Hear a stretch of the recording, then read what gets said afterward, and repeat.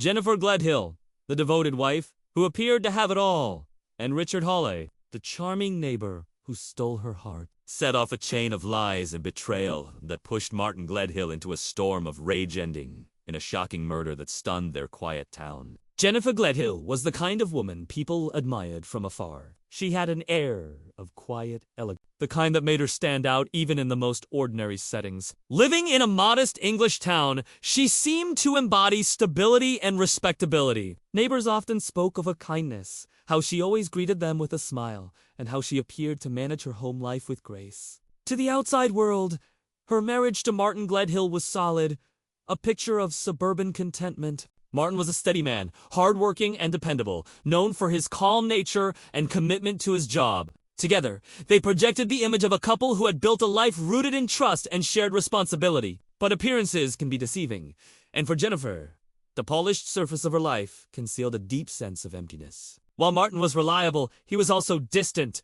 consumed by the demands of work and routine. Their conversations grew shorter over the years, their intimacy faded, and their home became a place of silence rather than connection. Jennifer longed for warmth, for someone who would truly see her beyond her role as a wife and homemaker. That longing became the seed of choices that would alter her life forever. Her path crossed with Richard Hale in the most ordinary of ways. Richard was a neighbor who had recently moved into the area with his wife. He was the opposite of Martin in nearly every sense: charismatic, confident, and always ready with a joke or story. He carried himself with a charm that seemed effortless, and it wasn't long before Jennifer found herself drawn to him. Their early interactions were casual, little more than polite exchanges in the street or short conversations at community events. Yet beneath the surface, an unspoken attraction lingered, a spark that neither of them openly acknowledged at first. Over time, those sparks grew into something more tangible. Richard began finding reasons to see Jennifer helping her carry groceries, asking about her garden, or simply stopping by for a chat when he knew Martin was at work. Jennifer felt seen in a way she hadn't in years. His attention reignited a part of her she thought had been lost to routine and responsibility. She tried to dismiss the feelings at first, reminding herself of her marriage and her obligations. But the more Richard lingered in her life, the harder it became to ignore the pull between them.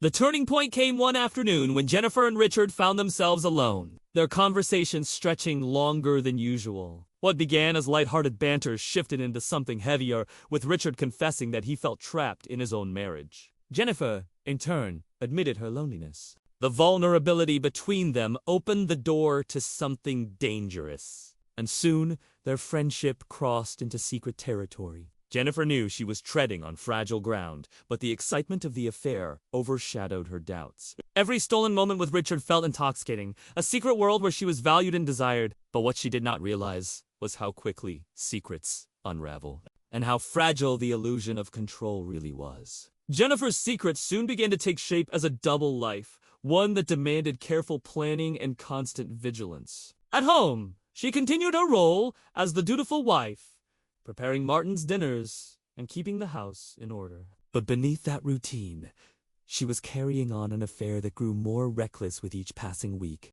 Every time she slipped away for a meeting with Richard, she rehearsed excuses in her mind, preparing stories about errands or visits with friends. At first, Martin accepted these explanations without question, but small details began to gnaw at him. He noticed the faint scent of cologne on her clothes, not his own, and the way her phone was always face down on the table. Jennifer, intoxicated by the rush of secrecy, overlooked the cracks forming around her. Richard fed her desire for passion with constant attention. He texted her late into the night, arranged clandestine meetups at hotels, and whispered promises of a future where they could be together without fear. Jennifer clung to those words, convincing herself that the life she had always wanted was finally within reach. Yet even in moments of intimacy, Richard's hesitation surfaced. He spoke of complications, of financial ties to his wife's family, of reputations at risk. While Jennifer dreamed of escape,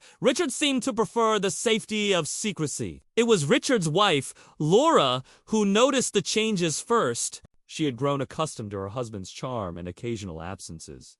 But this time, something was different. His phone buzzed more frequently, his excuses thinner, his attention elsewhere. Laura watched his behavior closely, sensing a shift she couldn't ignore. She began asking questions, her suspicions sharpening into certainty. One evening, she followed him after he claimed to be working late. What she found confirmed her fears. Richard meeting Jennifer in a quiet corner of a restaurant, their body language betraying far more than friendship. Martin's suspicions, too, were building in silence. Though he had no proof, he felt the distance between himself and Jennifer widening. Her eyes no longer lit up when he came home, and her laughter seemed reserved for someone else. Instead of confronting her outright, Martin began observing her closely, cataloging the small inconsistencies in her stories, the late returns, the nervous energy that followed her through the evenings. The walls around Jennifer's secret world were beginning to close in. She continued to believe that her affair was something she could manage, that she could balance the thrill of passion with the responsibilities of her marriage. But the people around her were not blind. Laura's anger simmered into resentment, and Martin's quiet suspicion grew heavier with each passing day. Jennifer's illusion of control was slipping, even as she told herself that everything was still safe. The affair that had begun with excitement and whispers was now a fire consuming everything it touched. What Jennifer and Richard thought was hidden was, in truth, already exposed, and the consequences of their choices were beginning to take shape in the shadows. The fragile balance Jennifer had clung to finally collapsed one evening when Martin confronted her directly. He had spent weeks gathering fragments of evidence, small but undeniable: a misplaced hotel receipt, phone calls that ended abruptly when he entered the room, and the late-night absences that could no longer be explained away. When he asked her outright if she was seeing someone else, Jennifer's face betrayed her before her words did. She tried to deny it, but her hesitation was enough. Martin pressed harder, and eventually, she broke. The confession spilled out in fragments, her voice trembling as she admitted she had been with Richard. Martin listened in silence, his expression unreadable. Jennifer had expected shouting, anger, or even violence, but what unsettled her most was his calmness. He simply walked away, leaving her with the weight of her own words echoing in the air. That calm, however, was only the surface. Beneath it, Martin's world had shattered. The woman he had trusted, the marriage he had built his life around, had betrayed him. He replayed her lies in his head, each memory stoking a fire that grew darker by the day. Richard, on the other hand, was facing a storm in his own home. Laura confronted him with the truth she had uncovered. The photographs she had taken of him with Jennifer, the lies she had caught him in, the nights he could not account for. Richard tried to deflect, but Laura was relentless. The confrontation tore their home apart, and though she didn't go public immediately, she made it clear that his reputation and stability were hanging by a thread. Richard began to pull away from Jennifer, suddenly less available, less eager, and far more cautious. For Jennifer, the shift was devastating. She had risked everything: her marriage, her reputation, her family for Richard, and now he was retreating. Calls went unanswered, meetings were canceled, and the man who had once promised her a new beginning was fading into the background. She felt abandoned, her dreams of escape dissolving into isolation. Her desperation grew, leading her to confront Richard in moments that were no longer secret. Neighbors noticed arguments in the street, whispered gossip about their closeness, and the once hidden affair began to spill into public view. Martin watched this unravel with cold detachment. To him, Jennifer's humiliation was confirmation of her betrayal. He no longer saw her as his wife, but as the source of his greatest disgrace. The anger that brewed inside him transformed into calculation. He began to envision ways to regain control, ways to erase the shame that now defined him. Where Jennifer still clung to fragments of hope, Martin had already shifted into a mindset where forgiveness was impossible. The affair that had once seemed intoxicating had become poison for everyone involved. Richard's marriage was collapsing. Jennifer's secret was no longer hidden, and Martin's silence masked a growing resolve that terrified even himself. The stage was set for a choice that would not only end Jennifer's dreams but also her life. In the quiet corners of his mind, Martin began to plan the unthinkable. Jennifer's disappearance began quietly, almost too quietly to raise alarms at first. One afternoon, she was seen leaving her home, her expression tense as she climbed into her car. Neighbors assumed she was heading out for errands or perhaps another strained meeting with Richard. But when the evening fell and Jennifer never returned, concern began to ripple through the small town. Her phone went unanswered. Her car was not in its usual spot, and her friends noted her absence from a scheduled gathering. Within 24 hours, Martin reported her missing, his voice steady but his eyes hollow as he recounted her last known movements.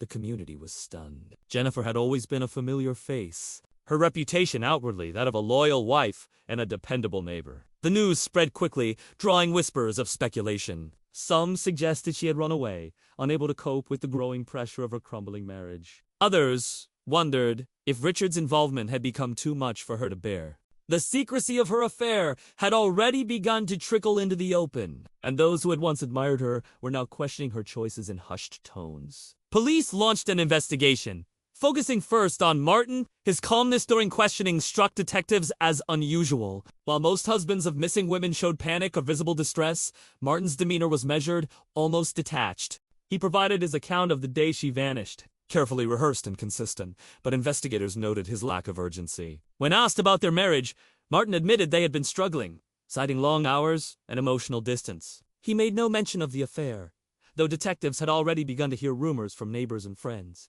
Attention soon turned to Richard. His connection to Jennifer was impossible to ignore, and Laura's testimony about his infidelity only deepened suspicion. Confronted by police, Richard admitted to the affair but insisted he had not seen Jennifer on the day she went missing. His alibi placed him at a work meeting, corroborated by colleagues. But the scandal of his involvement drew him into the public eye. The once charming neighbor was now portrayed as a manipulative figure, entangled in a tragedy that had shaken the town. As days passed, with no sign of Jennifer, the tone of the search shifted. Volunteers combed wooded areas, and flyers with her photograph lined the streets, but each effort ended without answers. Martin attended vigils and stood alongside search parties, his face a mask of controlled grief. To some, his composure was a sign of strength. To others, it hinted at something darker. Quietly, detectives began piecing together a picture of a man whose pride had been wounded, whose silence concealed more than sorrow. The investigation reached a turning point when forensic teams began analyzing Martin's car and home. Small traces of blood were found, barely visible to the naked eye, but undeniable under testing. The discovery shifted the focus sharply back onto him. What had started as whispers of suspicion was now hardening into a case. Jennifer's affair had not only fractured her marriage, but it also set the stage for a chilling crime. As the community held on to fading hope, investigators were closing in on a truth that pointed to the very man who claimed to miss her the most. The breakthrough in Jennifer's case came when investigators widened their search beyond her home and car, focusing on areas Martin had been known to frequent. Surveillance cameras near a remote stretch of woodland caught his vehicle traveling late at night on the day Jennifer disappeared. A detail that contradicted his earlier statements about being home. Detectives followed the trail, and within days, search teams discovered a shallow grave hidden beneath thick brush. Inside lay Jennifer's body, her clothes torn, her face marked by bruises that told the story of a violent struggle. The community's worst fears were confirmed, and the discovery sent shockwaves through the town. The evidence gathered was damning. Soil found on Martin's shoes matched the burial site. Fibers from his car's trunk were consistent with Jennifer's clothing. Forensic analyses of the small traces of blood discovered earlier confirmed they belonged to her. The once composed husband, who had stood before cameras and begged for answers, was now the prime suspect. Detectives confronted him with the findings, and under pressure, Martin's calm facade finally cracked. His denial gave way to silence, then two fragmented admissions that revealed the depth of his rage. Prosecutors built a narrative of a man consumed by betrayal, humiliated by his wife, Esafea, and unwilling to endure the whispers of a community that knew his shame. The picture painted in court was of a calculated act, not a sudden burst of anger. He had lured Jennifer into his car under the guise of reconciliation, driven her to the secluded woods, and confronted her one last time. When her pleas for understanding clashed with his festering resentment, the confrontation turned deadly. The trial became a spectacle. Neighbors who had once admired the Gledhills watched from the gallery, shaken by the transformation of a marriage they had thought stable into a tragedy that ended in bloodshed. Richard was called to testify, his reputation already in ruins. He spoke of Jennifer's desperation in the weeks leading up to her death, her increasing fear that Martin was watching her every move. His testimony, while damaging to his own image, helped seal Martin's fate. Laura's presence in court added another layer of tension. She sat silently, her face a mask of anger and betrayal, forced to relive the humiliation that Jennifer's affair had caused her. But even she, in her bitterness, could not have imagined it would end in murder. The affair that began as secret passion had spiraled into destruction that touched every life connected to it. When the verdict was delivered, Martin was found guilty of murder and sentenced to life in prison. The judge described his actions as cruel, deliberate, and driven by pride more than heartbreak. For Jennifer's family, the sentence offered a measure of justice, but it could not erase the loss. In the aftermath, the town struggled to reconcile the people they thought they knew with the reality revealed in court. Jennifer was remembered as a woman torn between longing and loyalty. Richard, as a man whose charm had cost him everything, and Martin, as a husband whose need for control turned him into a killer. The story of Jennifer Gledhill became a cautionary tale, a reminder of how secrets and betrayals can spiral into consequences far darker than anyone could imagine.